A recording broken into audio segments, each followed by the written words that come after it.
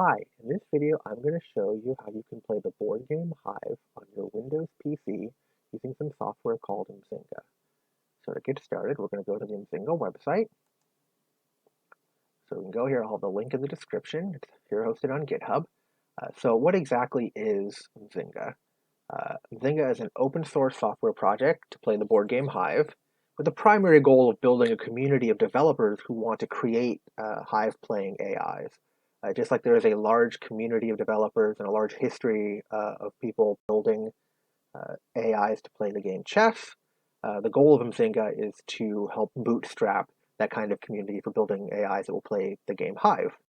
What Mzinga is not meant to replace the official or retail commercial versions of Hive that are available on PC and other platforms. It's really meant as a set of tools so that developers have an easier time building their own AIs. But you can, in fact, use Mzinga to play a game of Hive. Um, so that's what we're going to be doing today. So let me just scroll back up here to install Mzinga. First, I'm going to go click on Releases. Go to the Releases page, and you can see there's a lot of releases on here. So the important thing to note is Mzinga is under active development. It's having new features and things are changing about it all the time. So by the time you see this video, it may not look exactly the same as it does in this video. But for this video, we're going to use the latest version that's currently available, and hopefully it won't have changed too much and get an idea of what you can do in Mzinga at this time. So we're going to look at the latest release here. I'll click on that. Scroll down here. So here we have two options to download. We have a setup, traditional installer, and we also have a portable zip folder. So the zip version has the Mzinga applications just as loose files that you could put on a flash drive or just run without having to install them. But today we're going to go ahead and use the installer and actually install Mzinga to this PC. So I'm going to click on the setup. So now if I want to download it, yes.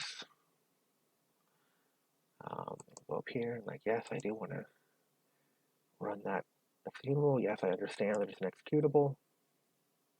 Now, if you're on a later PC, Mzinga supports Windows 7 and above. Later PCs will say, hey, I don't recognize this file, I've never seen it before.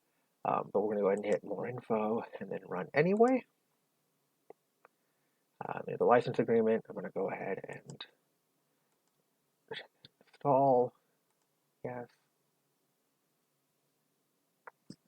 Okay, so then I'm going to go ahead and hit finish. It should start up Mzinga. And here we go. So now we have this open window here. I'm going to close this. Now, we can go over here, and I'll go through some of these really quickly in a bit. But first, I'm just going to start a new game. So I'm going to go File, New.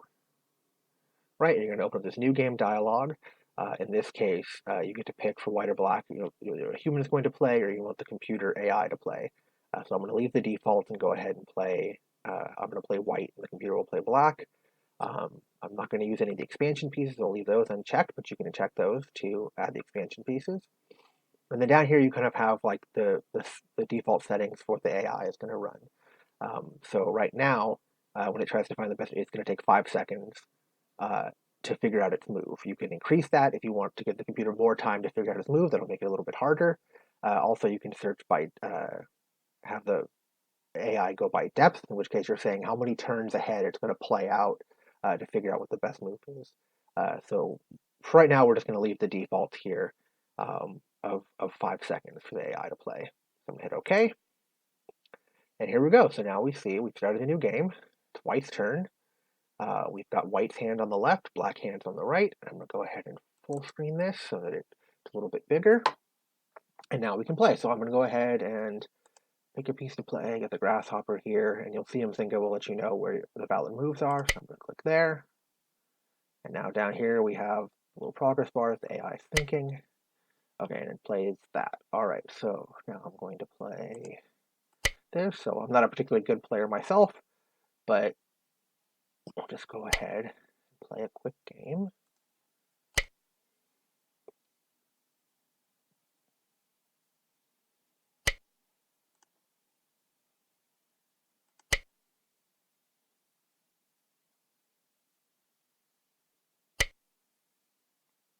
All right, so you can see, like, I'm going to move this piece. So I click the ant, and you'll see it'll highlight all of the valid moves that I can make. You can also see, so I have the yellow highlight around the ant that I want to move. You have this green highlight left of the last piece that moved, which was the black ant. So I'm going to go ahead and move this over here, pin the B.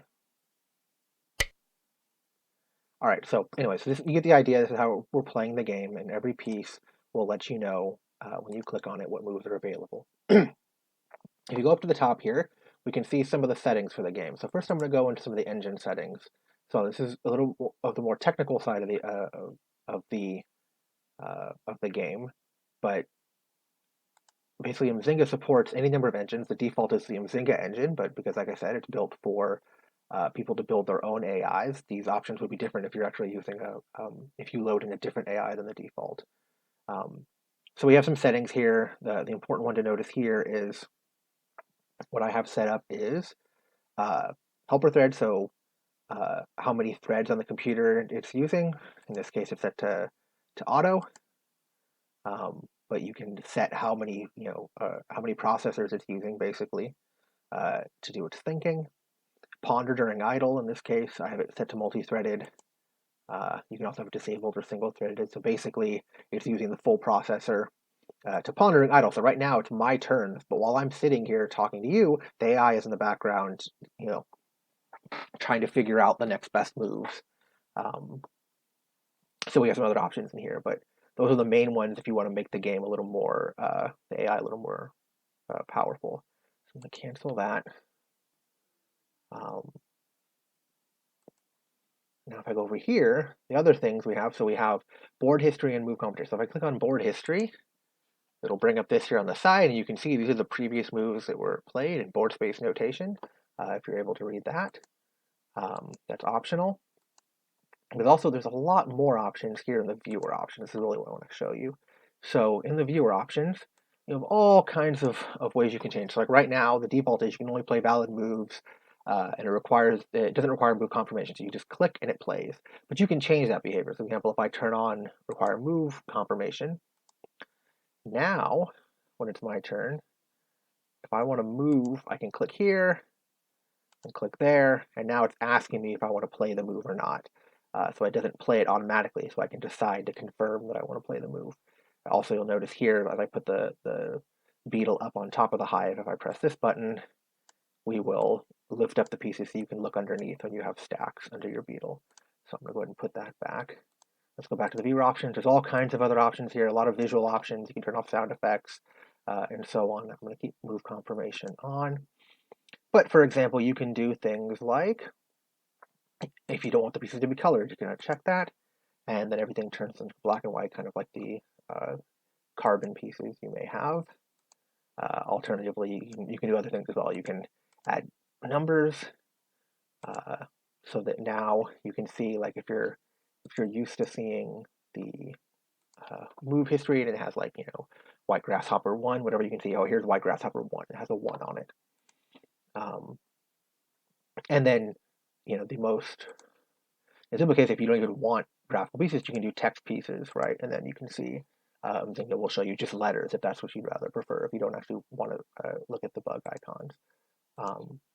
So there's a bunch of different options here. You can, whether or not you want it to highlight the last moves played, whether or not you want, you can disable pieces with no moves. So if I do this, right, it will show me these ones kind of gray out a little bit because those pieces are stuck, they can't move. So yeah, there's a lot of options here. You can customize the game to look exactly how you want. I'm just going to go ahead and put back to the default. So, all right, that played there. I'm just going to see if I can quickly finish this game.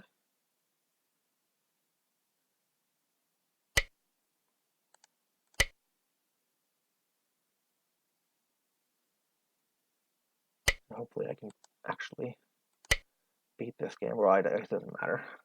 It doesn't matter if I win or lose.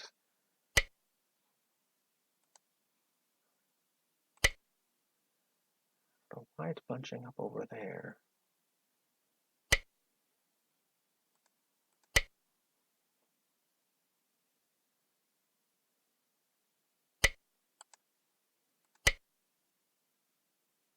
As you can see, as we're running lower on pieces, it starts zooming in a little bit. Okay, so I'm going to move you over here. Okay, done. All right, so we Wise won the game. So that's how you can play a game of Hive using Mzinga. Obviously, you can also undo moves. You see up here, you can undo if you want to try again. Also, another feature of Mzinga that's currently being worked on is a review mode. So if I go ahead and switch to review mode here, you'll see these change down to arrows. And to make it even easier, let me show the board history. So now that I'm in review mode, the game is over. But now I can go over here and easily jump back and forth between moves. I can go forward and backwards through the game. Lifting pieces still works. I can go all the way back to the beginning. And then if I want to, I can actually save the game as a file and reload it later. The viewer also supports if you have SGF files from board space. If you've ever played Hive on board space, you can also open them here in the viewer and play through, review your games here. It's also nice is you can also do move commentary. So if you wanted to, you can say, this, move was great, right? So then when you come back to this move, your commentary gets saved, and that gets saved with the file too. So if you want to annotate your games, you can do that as well. That's mostly it. There's obviously a lot of other features I haven't explicitly shown here. In your help here, you can always check for updates and make sure you get the latest version, because like I said, it's under active development and new versions are being released all the time, so you always want to be on the latest one. And yeah, that's basically it. So if you're interested in playing Hive on your PC, the AI is not very strong in Mzinga, so if you're a very good player, you may find it a little frustrating. You may want to tweak up the difficulty settings and see if that helps. Otherwise, the goal of the project is to get this kind of interfaces available so people can write their own AIs and not have to worry about drawing the game on screen. So you can build your AI, just the code for the AI, and then let Mzinga handle like drawing pieces on screen and letting people pick their moves and so on. So it makes it easier for developers who want to focus on just making strong Hive AIs. Go ahead and reset these back to the default. Okay. And that's it. If you want to check it out, go to the website in the description. Thank you.